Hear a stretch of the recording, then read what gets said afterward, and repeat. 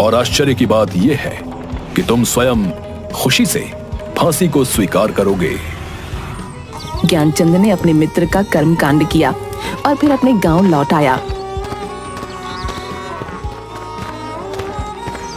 ज्ञानी व्यक्ति भी अपनी मृत्यु के बारे में जानने के बाद मृत्यु से बचने के लिए कुछ न कुछ करते हैं।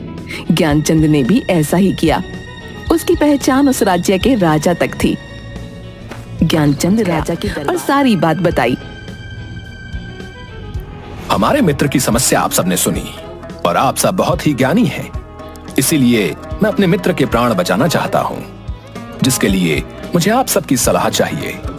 जैसा कि पंडित जी ने कहा है कि उनकी मृत्यु 6 महीने बाद होगी, लेकिन मृत्यु तब होगी जब वो किसी दूसरे राज्य में जाएंगे। अगर हम उन्हें किसी दूसरे राज्य में न जाने दें तो उनकी मृत्यु कैसे होगी? सबकी बात बिल्कुल उपयुक्त है। हमारे मित्र के रहने की व्यवस्था राजमहल में ही कर दी जाए। वो अपनी मर्जी से राजमहल से बाहर आ जा सकते हैं और जिससे भी मिलना चाहें मिल सकते हैं, लेकिन बिना हमारी अनुमति के उनके कक्ष में कोई प्रवेश और ना ही कोई उनसे मिलेगा। मृत्यु से एक दिन पहले। कल तो मेरी मृत्यु का दिन है।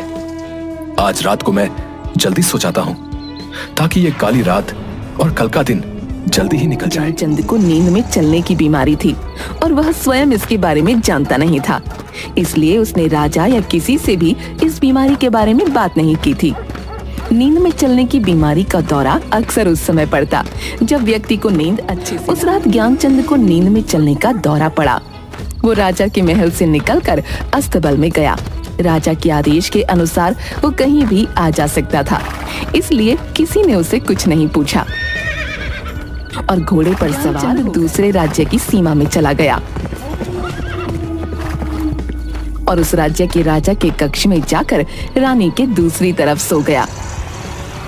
सुबह राजा ने देखा, कौन है ये नामुराद जिसने हमारी शान और शौकत में ये गुस्ताखी की है? इस गुस्ताख को तुरंत गिरफ्तार कर लो और दरबार में पेश करो।